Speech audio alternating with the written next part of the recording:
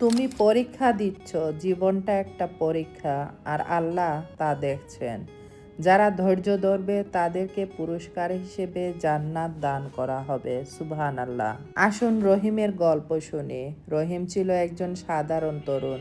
নামাজ পড়তো, মানুষকে সাহায্য করত, কিন্তু জীবনের সব কিছু উল্টা হচ্ছিল। কখনো চাকরি মিলছে না, কখনো রোগে ভুগছে, আবার কখনো ঘনিষ্ঠ মানুষরা ছেড়ে যাচ্ছে। এক রাতে সে আল্লাহর দরবারে বলল, ইয়া আল্লাহ, আমি তো ভালো থাকার চেষ্টা করি, তবু কেন শুধু কষ্টই দিচ্ছেন। রাতে সে এমন একটা স্বপ্ন দেখে সে আদালতে বসে আছে।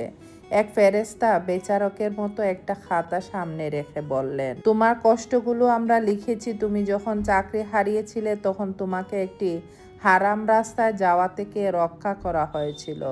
তুমি যখন ভীষণ কাঁদছিলে তখন তোমার গুনাহগুলো মাফ করা হচ্ছিল। যখন মানুষ তোমার পাশ থেকে সরে গেল তখন আল্লাহ তোমার একান্ত সঙ্গী হয়ে গিয়েছিলেন।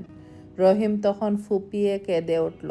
তখন ফেরেশতা বললেন, জীবনটা মাত্র একটা পরীক্ষা, তুমি পরীক্ষা দিচ্ছ, আর আল্লাহ তা সব দেখছেন। যারা ধৈর্য ধরবে তাদেরকে পুরস্কার হিসেবে জান্নাত দান করা হবে। সুবহানাল্লাহ। আমি অবশ্যই তোমাদেরকে পরীক্ষা করব। কিছু ভয়, ক্ষুধা, ধন সম্পদ, জীবন, ফসল, হ্রাস ধারা, আর তুমি ধৈর্যশীলদের সুসংবাদ দাও।